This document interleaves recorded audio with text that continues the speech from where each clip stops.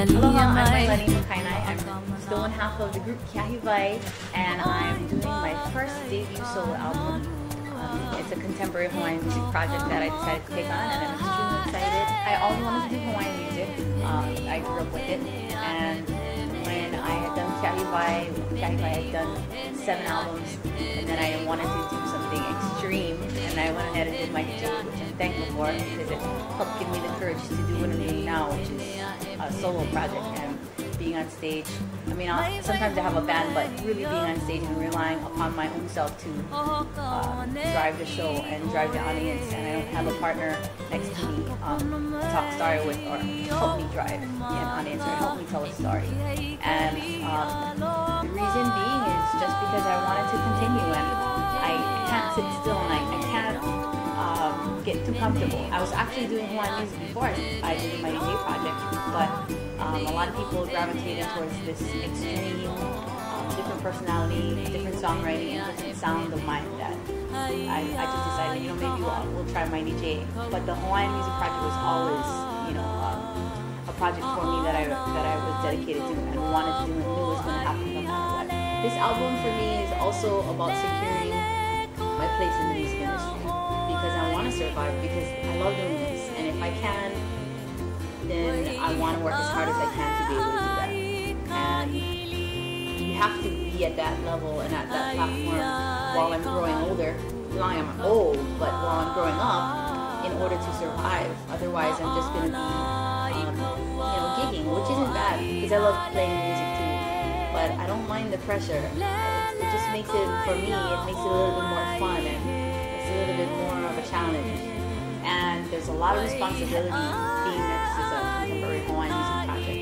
I would say that there's a lot more responsibility required to do Hawaiian music because it's such a endangered, not only is the Hawaiian race an endangered species, but so is Hawaiian music because not enough people, not enough of the youth is taking interest. I kind of have that feeling here, or on a brighter scheme of things, and that makes me fear for Hawaiian language and for Hawaiian music. And I mean, what is it going to be?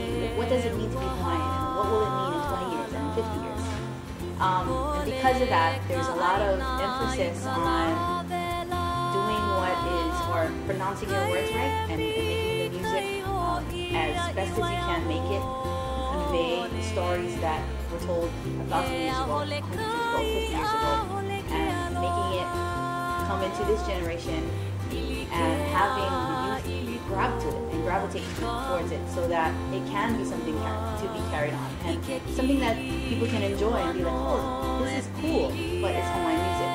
And because of that, I think that alone is probably the most different, is the kuleana aspect, the responsibility that you need to have. The difference between me writing music and doing a traditional favorite would be, well, telling the story, I would have to really read and dive into what the story is and who wrote the story and the history of that person and where that person came from and, you know, what they feel passionately about. But when I do Hawaiian music and it's a mele aloha aina, I think it's important for an artist to go and see the aina. And if you're going to sing about it, I think you'll make your performance so much stronger if you see what you're singing. And if you are able to tell the story because you've been there and you've gotten to walk the trail that this kupuna wrote about.